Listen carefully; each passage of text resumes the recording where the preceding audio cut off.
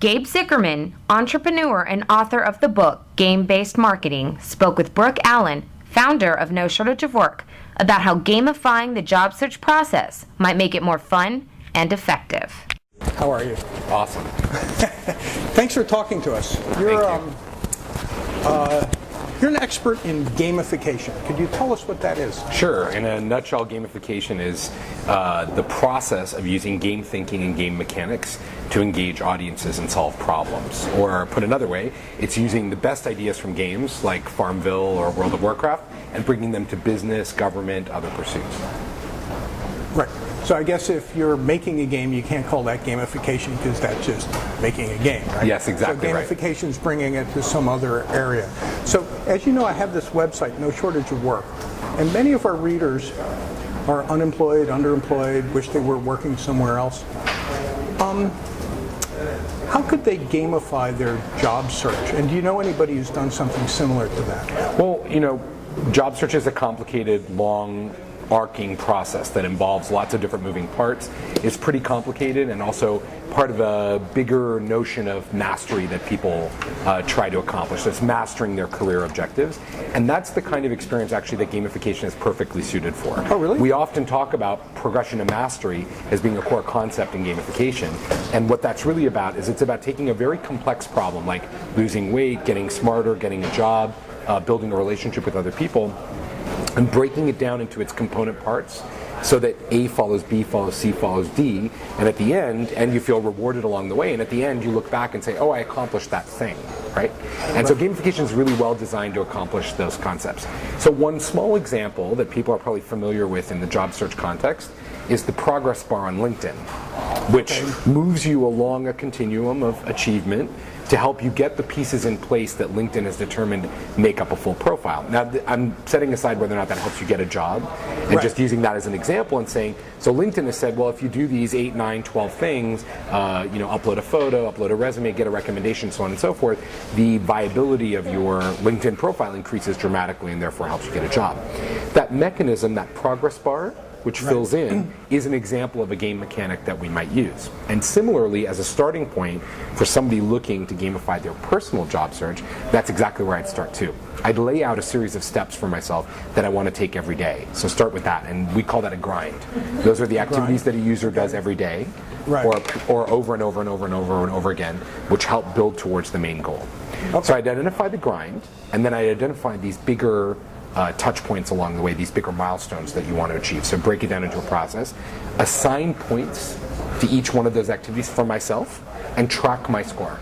Set myself an objective, and then see how well I'm meeting that objective, and then push myself to raise my score every single day. And that would be the main thing that we would do. That would be the first design that we would throw out. So that's a game of solitaire, right? That's so to you're speak, playing with yourself. And first you have to invent the rules, and then you have to sort of most times I've played solitaire, it's time wasting. It's because I have absolutely nothing else to do. I'm going to play.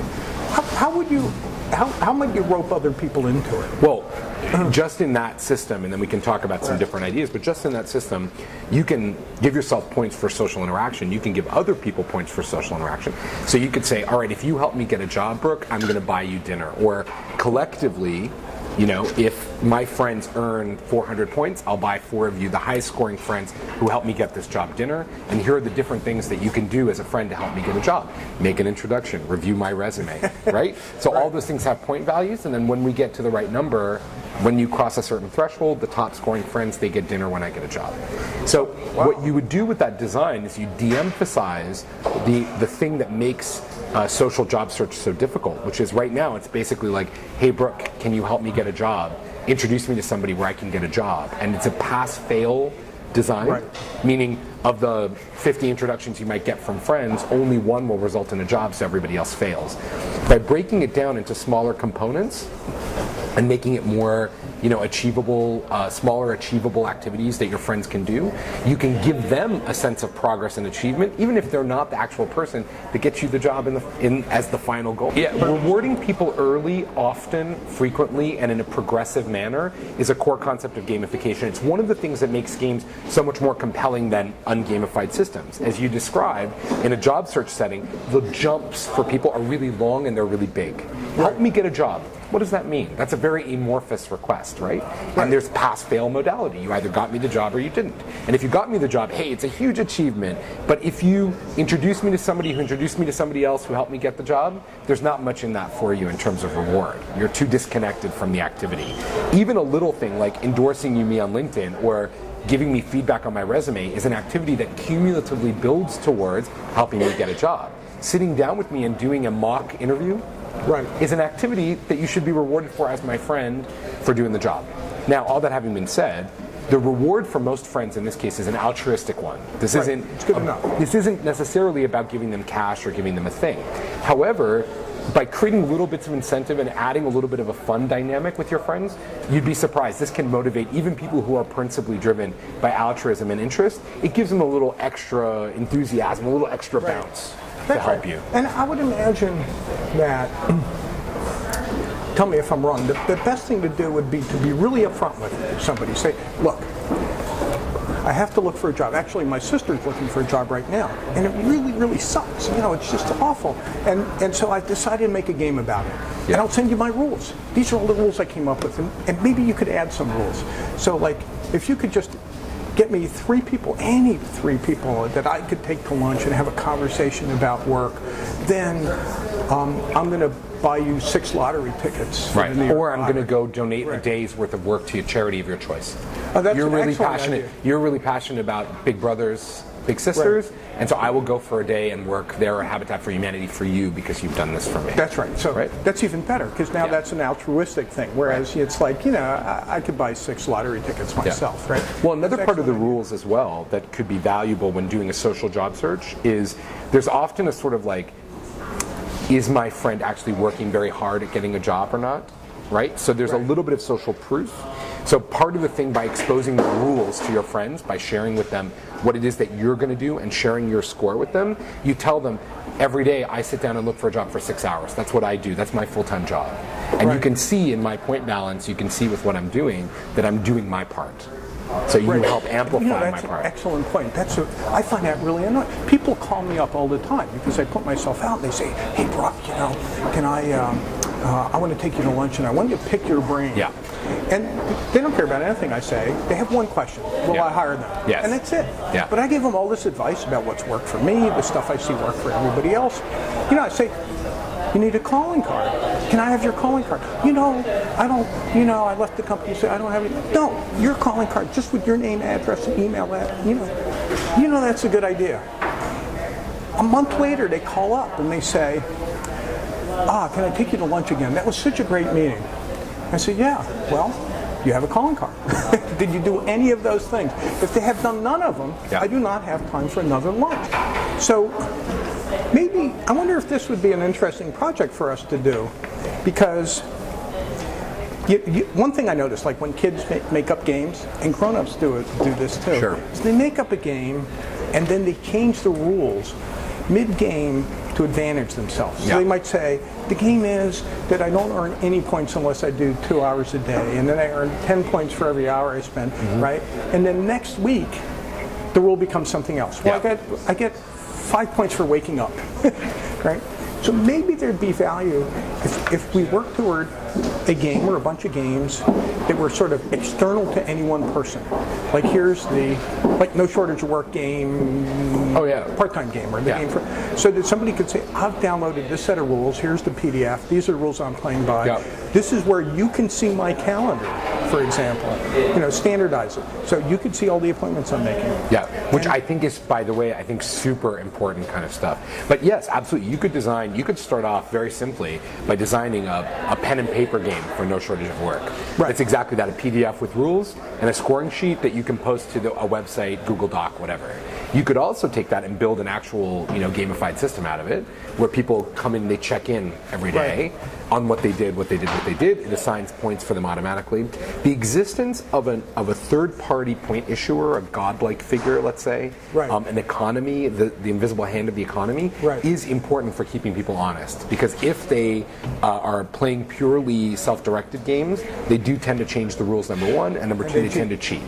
And it's not that they don't cheat otherwise as well, but there's a sort of question about what kind of a person are you if you cheat against yourself in a self-directed game for self-improvement. That's a sort of like there's definitely a kind of comment on that. But by externalizing many of those economic levers, we remove one of the core kind of weaknesses of people in the face of a game, which is that the system is the one asking them what they did. So even if they choose to cheat there, it's much easier than changing the rules on themselves anytime they want to and just saying, oh, well, today I get points for just waking up.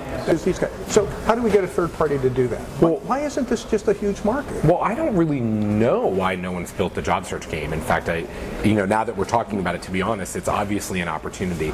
But these days, with the way gamification is, and like it's one of the things we talk about at the Gamification Summit, it's kind of popping up everywhere in all of these areas as it enters the consciousness. Right. So, it's like at the summit, which happens in September, we're doing, there's like speakers from health and education and government and so give business. us a better plug than that. Yeah, it's gamification. Yeah, it's September 15th and 16th. It's here in New York. It's the Gamification Summit, gsummit.com.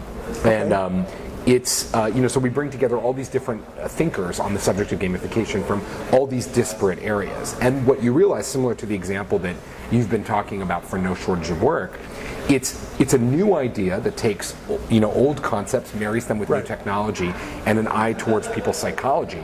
And so it's coming up in all these industries as a sort of new hot topic that's driving behavior. So the fact that no one's done it probably shouldn't come as a surprise to anyone. It's a new concept, but there's clearly an opportunity to gamify job search, just like there is to gamify driving or people's health or their education. So go ahead, explain flow. Yeah, so flow is the state where you lose track of the outside world and become one with the experience that you're in. And everyone's had an experience of flow at one time or another in their lives, listening to music, dancing, cooking, doing yoga, something like that. Right. And the core concept, which is explained by Csikszentmihalyi in his research, is that we enter a state of flow when we're in a system over a period of time where we're between anxiety and boredom. Between the two, over a period of time, is where flow occurs. So it's not about things being too easy, right, which produces boredom, or things being too hard, which produces anxiety. It's about marrying the two things together. And things like a job search, for example, or interviewing, or all those things, they all should produce flow if they're correctly matched with your level of challenge or interest. So a good system that you would design, for yourself, for gamification, would take that into consideration and present you with challenges that matched your current kind of level of experience. So if you've been out of the workforce for 4 years and you're going back in and you're starting to interview, what would make a challenging, flowful interview for you at that moment will be very different from an interview 6 months later, right? Because it's a learned skill. It's getting on a bike. So that has to be part of the progressive experience. Yeah, so in a way, an example might be, you appear to be in flow now. I mean, the words are just coming, you're talking about something 100%. Right? But you're excited, you're not bored, even though it is something you're talking about. Whereas if I were searching for a job, I can tell you my default mode would be a combination of boredom and anxiety. Oh yeah. I'm bored waiting around for people to call, I'm checking my email, every little distraction, there's a program on TV, and that's pretty awful. I mean, I can't get anything done. There's no question. That's a really interesting insight, Brooke. It's absolutely boredom followed by anxiety, followed by boredom, followed by anxiety. Absolutely no question about it. Yeah. So you have to unpack that. So part of it is rethinking what the day looks like for a job seeker in a way that produces flow, that optimizes the types of challenges they're being given, the experience, the timing of those things, the pacing of those things, and the increasing difficulty of them. And it may very well be that interviewing may be the pivot for that. As we're talking about, I'm starting to think like maybe it's where interviewing is where you can act the most on that behavior. So it's about setting up interview challenges that become progressively more complicated. Right. And we've all been there. And I know you're an expert at setting up interviews that are particularly challenging for people. But it's we've all been in states where we've had the interview that's been amazing, right? Where it's just been where like, you just ace it. And not just about acing, it's also about being in the moment with it. Right. Not sitting there the whole time thinking, oh my God, what does he think about what I'm wearing? And are we connecting? No, you connect. And the questions come naturally and the conversation flows naturally. So we can not fake that experience, but we can certainly replicate that experience to help a potential job seeker get the valuable experience that they need. So Gabe, I really want to thank you for this. Thanks so much, Brooke. Appreciate it. Thank you. Let's get Zynga to enter this marketplace and put America back to work. Yeah, I wholeheartedly agree. I think if we can use gamification to create that engagement to put people back to work, that would be an awesome use of the technique.